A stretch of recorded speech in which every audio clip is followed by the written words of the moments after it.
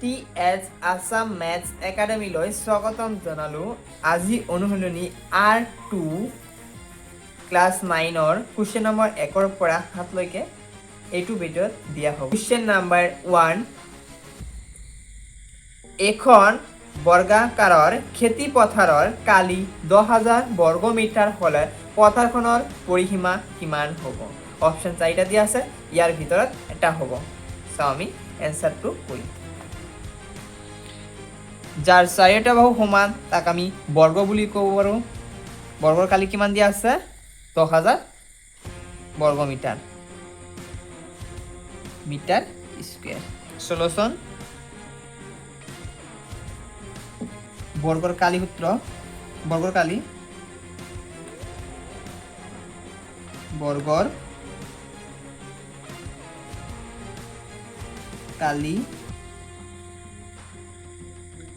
10,000 metre square. সূত্র কি? বাহু পূরণ বাহু, বাহু স্কয়ার। বর্গকালী সূত্র বাহু পূরণ বাহু, 10,000 মিটার স্কয়ার।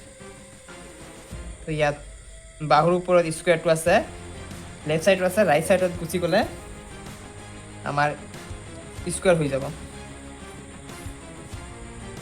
ইয়াত বাহু লিখিলো, ইপিনে আমার স্কয়ার আছে, ইপিনে আমি আহিলে রাইট সাইড আহিলে রুট হয়ে যাব, মিটার স্কয়ার। ৰুটৰ পৰা বাহিৰ কৰিবলৈ হলে আমাৰ ইয়াক ভঙাব লাগিব। 10,000ক আমি কি কৰিব লাগিব? 100 স্কয়াৰ আমাৰ 10,000 হয়, তো আমি 100 পূৰণ 100 কৰি দিম, হৈ যাব। 100 পূৰণ 100। আমাৰ মিটাৰ কেইটা আছে? দুটা আছে, মিটাৰ স্কয়াৰ কৰি দিলাম। বাহু আমাৰ ৰুটৰ পৰা বাহিৰ ওলাব হলে কি কৰিব লাগিব? আমাৰ 100 মিটাৰ। দুটা আছে, দুটা এটা কৰিব লাগিব, আৰু মিটাৰো দুটা আছে, সেইভাবে এটা কৰি দিম। তো বাহু আমাৰ কিমান হৈ গ'ল? 100 মিটাৰ হৈ গ'ল। আমাৰ কেইটা বাহু আছে? 4টা বাহু আছে। বৰ্গ পথাৰখনৰ পৰিসীমা, তোমাৰ 4টা পৰিসীমা আছে। কি হয় চাওঁ, পৰিসীমা এতেকে পৰিসীমা ইকুৱেল 4 ইনটু বাহু। আমাৰ কেইটা বাহু আছে? 4টা বাহু আছে। তো এটা বাহু কিমান আছে? 100 আছে। তো 4 ইনটু 100 ইকুৱেল কিমান? 400 মিটাৰ হৈ গ'ল এনসাৰ। আমাৰ অপশ্যন নম্বৰ 4ত আছে 400 মিটাৰ। 2 নম্বৰ কুৱেশ্যনটো এটেণ্ড কৰিম। আয়তাকাৰ চোতাল এখনৰ দিক 30 মিটাৰ আৰু কালি 600 বৰ্গ মিটাৰ হলে চোতালখনৰ পৰিসীমা কিমান হ'ব? আগতো নিচিনাই, আগতো আছিল বৰ্গকাৰ আকৃতি, এথেনটো আছে আয়তাকাৰ। আয়তাকাৰৰ সূত্ৰ হ'ল আয়তৰ কালি কিমান দিয়া আছে? 600 বর্গ মিটার, 600 মিটার স্কয়ার। আয়তের কালি সূত্র দিক পূরণ প্রস্থ,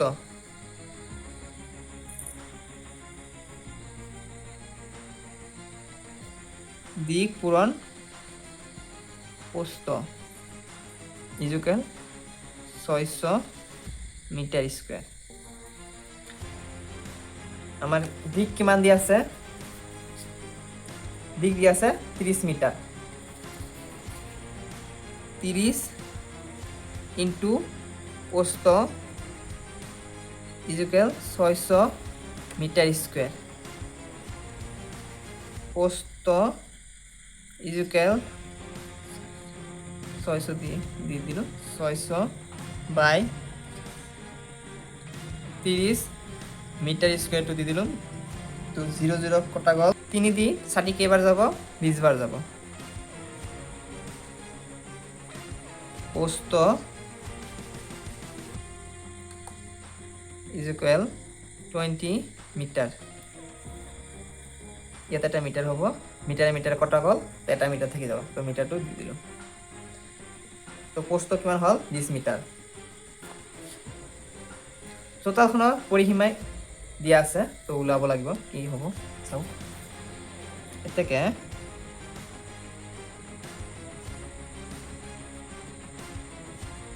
চোতালখনৰ পৰিসীমা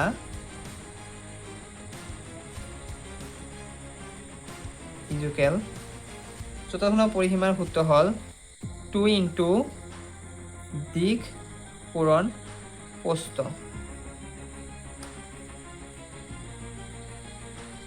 2 ইনটু দিক কিমান দিয়া আছিল আমাৰ 30 আৰু প্ৰস্থ কিমান দিয়া আছে সৰি ইয়াত প্লাস হ'ব হা 2 ইনটু দিক যোগ প্ৰস্থ পূৰণ কৰি দিছোঁ আমি যোগ হ'ব ইয়াত 2 ইনটু 30 প্লাস আমার 20 একটু ব্রেকেটও রাখি দিল 2 ইনটু 30 আর 20 যোগ করলে কিমান হব 50 হব তো 50 আর 2 পূরণ করলে কিমান হব 100 মিটার। 100 আমার কত আছে সি নাম্বার কোশ্চেনত তো আছে তো সি নাম্বার কোশ্চেনটো আমার অ্যান্সার হব। এখন আমি 3 নাম্বার কোশ্চেনটো কৰিম 9 সেন্টিমিটাৰ বাহু বিশিষ্ট বৰ্গৰ সমান কালিৰ এটা আয়তৰ প্ৰস্থ 3 সেন্টিমিটাৰ হলে আয়তৰ পৰিসীমা 4টা অপশন দিয়া আছে তাৰ ভিতৰত কোনটো হয় চাও আমি বৰ্গৰ কালি ইজুকেল আয়তৰ কালি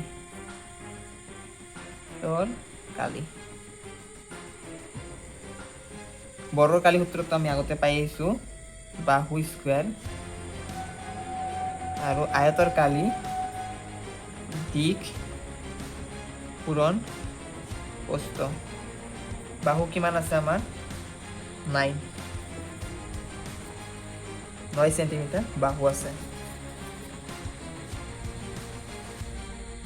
9 স্কয়াৰ ইজুকেল দিক কিমান দিয়া আছে আমাৰ দিক দিয়া নাই দিক ওলাব দিছে প্ৰস্থ আমাৰ কিমান দিয়া আছে 3 দিয়া আছে প্রস্থ আমার কিমান দিয়া আছে 3 9 বর্গ বলিলে আমার কিমান হ'ব 9 9 গুণ 81 দিক পূরণ প্রস্থ কিমান আছে 3 আছে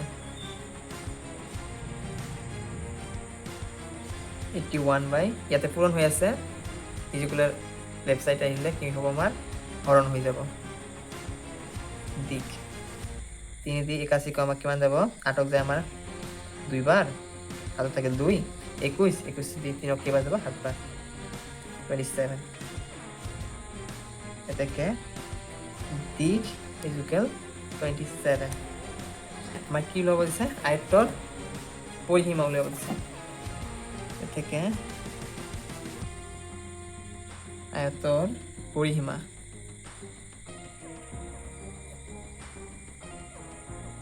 ইকুয়াল 2 ইনটু দিক যোগ প্ৰস্থ আয়তৰ পৰিসীমা সূত্ৰ 2 ইনটু দিক যোগ প্ৰস্থ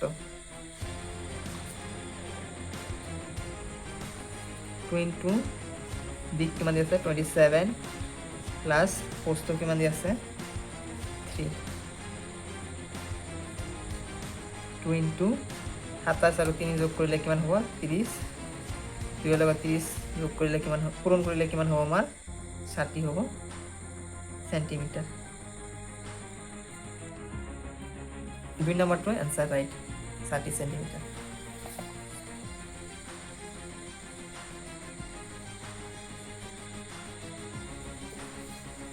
4 নম্বৰ কোৱেশ্চনটো এখন টেবুলৰ ওপৰত থকা ত্ৰিভুজ আকৃতিৰ এখন আইনাৰ দাঁতি আৰু অনুৰূপ উচ্চতাৰ যোগ ক্ৰমে 120 সেন্টিমিটাৰ আৰু 80 সেন্টিমিটাৰ হলে ত্ৰিভুজটোৰ কালি যোগ হ'ব অপশন চাৰিটা দিয়া আছে তাৰে ভিতৰত কোনটো হ'ব আমি চাওঁ দিয়া আছে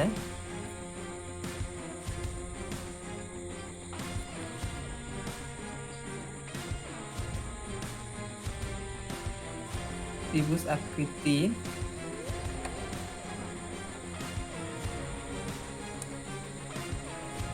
খনৰ দাঁতিৰ যোগ ইকুয়াল 120 সেন্টিমিটাৰ আৰু অনুৰূপ উচ্চতা আৰু অনুৰূপ উচ্চতা যোগ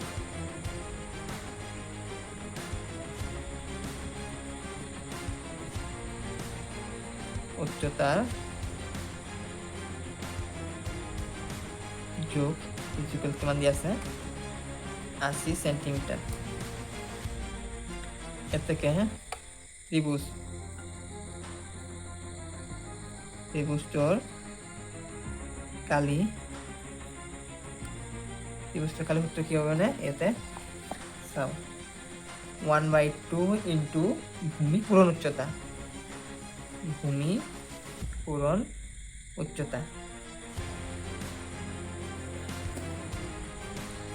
1/2 ভূমি কিমান দিয়া আছে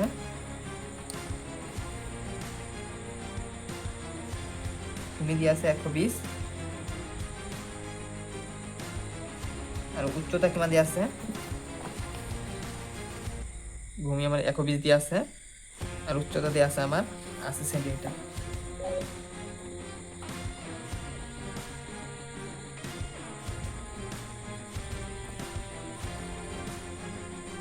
দুই দিয়ে 120 কে এবার যাব আমার 60 বার যাব 60 ইনটু 80 দুটা পূরণ করেছি আমি 80 পূরণ 60 4800 centimetre square. Option number B টা আমার রাইট आंसर।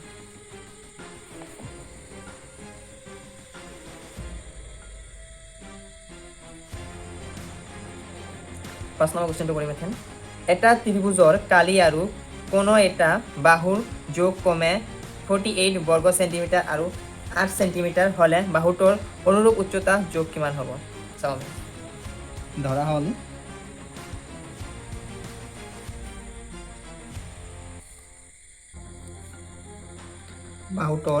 বাহুটোৰ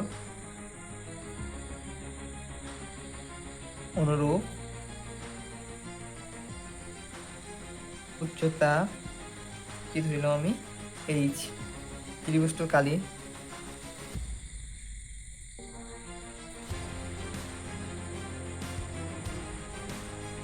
তোর কালি কিমান দিয়া ত্রিভুজটোর কালি চাও আমি 48 বর্গ সেন্টিমিটার 48 সেন্টিমিটার স্কয়ার। ত্রিভুজের কালি সূত্র কি আছিল আমার 1/2 ইন্টু ভূমি পূরণ উচ্চতা ইকুয়াল আমার 48 সেন্টিমিটার স্কয়ার 1/2 ভূমি কিমান দিয়া আছে আমার 8 সেন্টিমিটার দিয়া আছে 8 ইন্টু উচ্চতা আমার দিয়া নাই ওলাব লাগে ইকুয়াল 48 সেন্টিমিটার স্কয়ার। দুইটি আটক 4 বার যাব 4 ইন্টু উচ্চতা ইকুয়াল 48 সেন্টিমিটার স্কয়ার। উচ্চতা ইকুয়াল 48/4 সেন্টিমিটার স্কয়ার। এটা একটা সেন্টিমিটার আছে তলব 4 দি 4 এবার আটক দুবার তো উচ্চতা কিমান 12 সেন্টিমিটার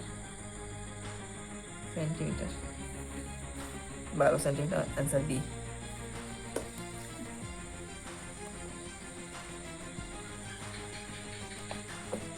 6 নম্বর কোশ্চেনটো কৰিম এখন এটা ত্ৰিভুজৰ কালি আৰু কোণ ভূমি অনুৰূপ উচ্চতা যোগ যথাক্ৰমে 1296 বৰ্গ মিলিমিটাৰ আৰু 31.4 মিলিমিটাৰ হলে সেই ভূমি যোগ।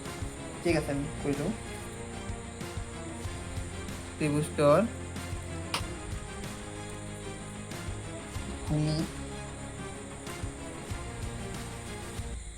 যোগ বি ধৰিলো আমি ত্ৰিভুজটোৰ কালি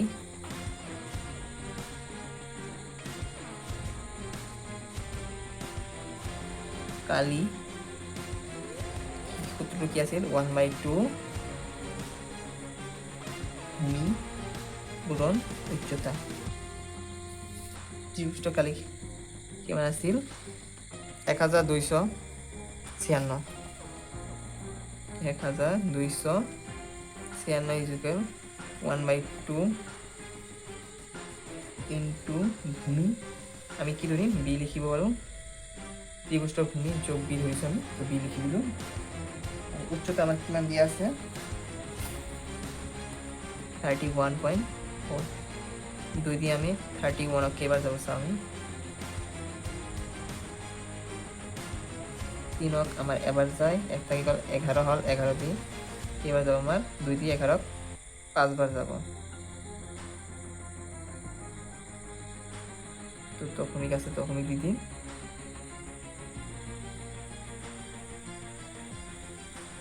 1 থাকিল 2 দি আমাৰ 14 কেইবাৰ যাব 7বাৰ যাব 15.7 1256 is equal to b into 15.7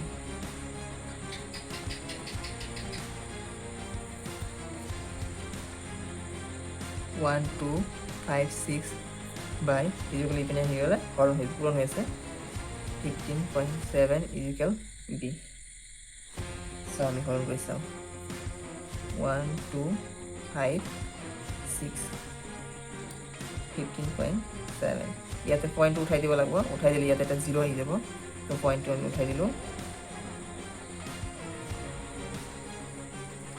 তো দ্যাটস ওয়াজ ইয়াতে 157 কেইবাৰ যাব আমাৰ 8বাৰ যাব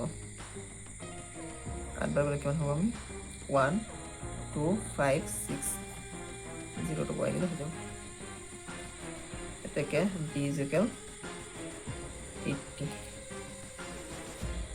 মিলিমিটার আমার 1 নম্বর অ্যানসার হয়ে গেল এখন আমি 7 নম্বর কোশ্চেনটো কৰিম 10 সেন্টিমিটাৰ ব্যাসযুক্ত বৃত্তৰ পৰিধি যোগ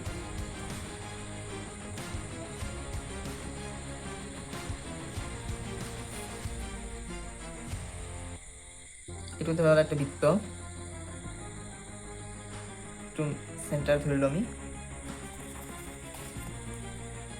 ব্যাস কিমান দিয়া আছে 10 সেন্টিমিটাৰ ইয়াৰ পৰা ইয়ালৈ যিটো ডিসটেন্স আছে এটো 10 সেন্টিমিটাৰ আৰ এটো ব্যাস হ'ব ব্যাসটো ইয়াৰ পৰা 5 সেন্টিমিটাৰ 5 সেন্টিমিটাৰ বৃত্ত ও ব্যাস কিমান দিয়া আছে 10 সেন্টিমিটাৰ তো ব্যাসাৰ্ধ কিমান হ'ব আমাৰ ব্যাস দিয়া আছে 10 সেন্টিমিটার ব্যাসার্ধ কিমান হ'ব 5 সেন্টিমিটার হ'ব ব্যাসার্ধ